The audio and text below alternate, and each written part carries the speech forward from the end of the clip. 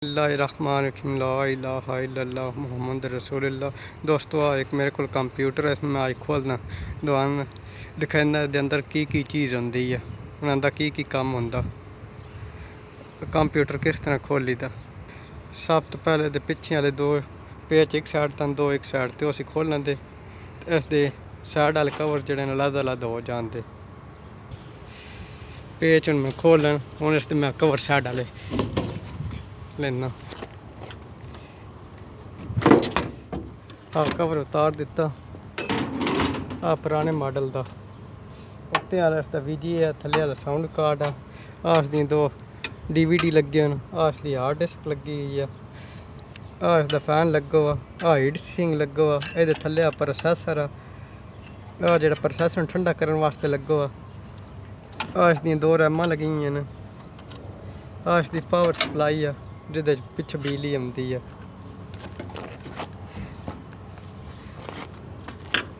इसका जोड़ा ना एथरनेट का इंटरनेट चलाने वास्ते दा कार्ड लगा हुआ। इसकी बैटरी लगी है विच, जो टाइम वगैरह ठीक रखती है। कंप्यूटर बंद भी होए थे। हूँ मैं सुना इस पेज खोलना तो पावर सप्लाई बाहर कढ़दा, मदरबोर्ड बाहर कढ़दा सर। पावर सप्लाई के पिछे मैं चारे पेज खोल लैन तो हम पावर सप्लाई में अगंद किया। पावर सप्लाई निकल गई है। हूँ तारा के जैक जोड़े वो ला देने तारा के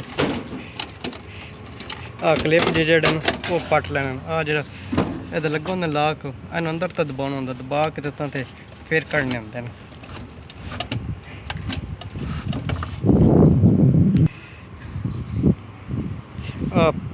इसकी पावर सप्लाई है, पावर सप्लाई में बाहर काढ़ ली है। दोस्तों पावर सप्लाई तो चेक करनी है ना खराब है या ठीक है। तो इतने मेन केबल लेनी है, लानी है जी बिजली तो 220 वोल्ट उतना लिखे हुआ जिथे इतने ला के लीड इसका क्लिप जिथे ज़्यादा तारा न। ये एक सबज रंग की तार है, सबज तार ते काले रंग की तार जी है। इन्होंने दोवें तुम जंपर ला के अगों इकट्ठा कर देना, जोड़ देना ये फैन लगो वो फैन चल जाएगा। फैन चल के समझो थोड़ी है पावर सप्लाई ठीक है। तो फिर तुम अगों होर कोई प्रॉब्लम ढूंढो दे कंप्यूटर च की मसला है।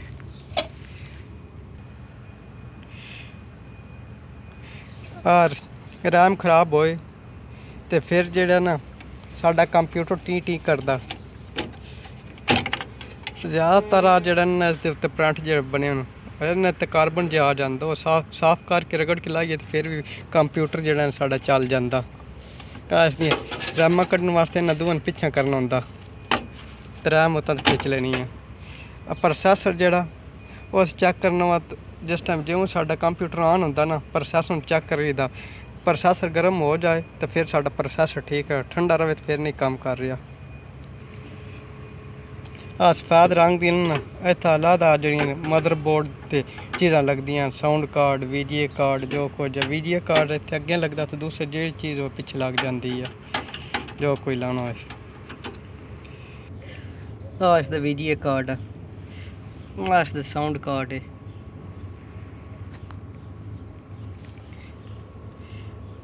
भी इसका जोड़ा एथरनेट कार्ड है। इसका अगों अस खोलते हैं। VGA तो पिछे जोड़ा TV ते जाती है केबल मोनीटर ते वो लगती है। इसका काम आवाज़ कढ़ाना नेट चलाने वास्ते। हम पट्टियां जड़ियां ना लाना।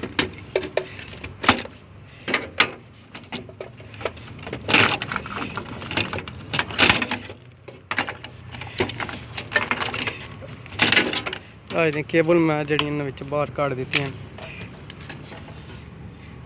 विंडो दोस्तों ये होंगी हार्ड डिस्क च समझो इसका दिमाग आ जड़ियां DVD CD चलाने वास्ते विंडो करने वास्ते। इसका स्पीकर लगा हुआ जो टी करता जिस टाइम चलता साडा कंप्यूटर। इसमें तारा लगी हुई हैं, नाल डायाग्राम भी है।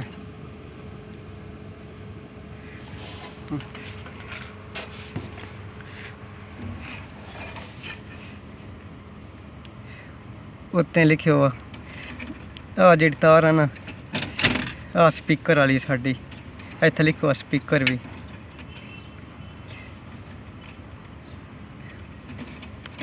इस पावर वाली HDD जिस तरह लिखो आ पावर लीड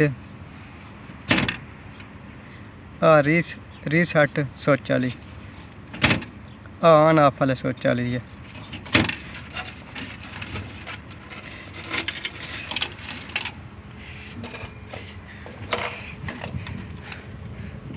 दोस्तों CMOS करने वाला जंपर जड़ा ना इन्हें 3 लत्तां न इन्हें 2 लत्तां ते इन्हें तो उतार के ना इन साइड ते दूध कर देना एक दरम्यान वाली रखना तो एक दूसरी साइड लग जाना फिर साडा जड़ा कंप्यूटर ऑन नहीं होने लगा CMOS तो हो जाएगा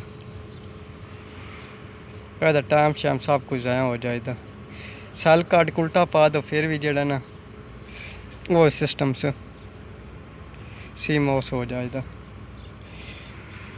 ਹੁਣ ਮਦਰਬੋਰਡ ਬਾਹਰ ਕੱਢਦਾ ਸੀ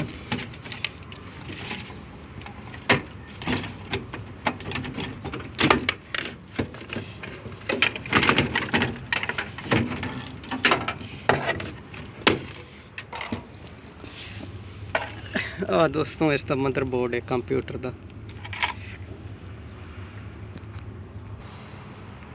पेच इस मैं खोलना हार्ड डिस्क कढ़ने वास्ते पिछा तो निकलना इस पेच खोल के ते DVD जड़े ना क्या निकलते बैक नहीं निकल सकते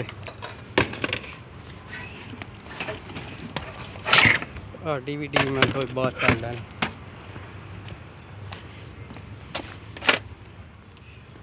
हूँ इसका फ्रंट लाने वास्ते हालात न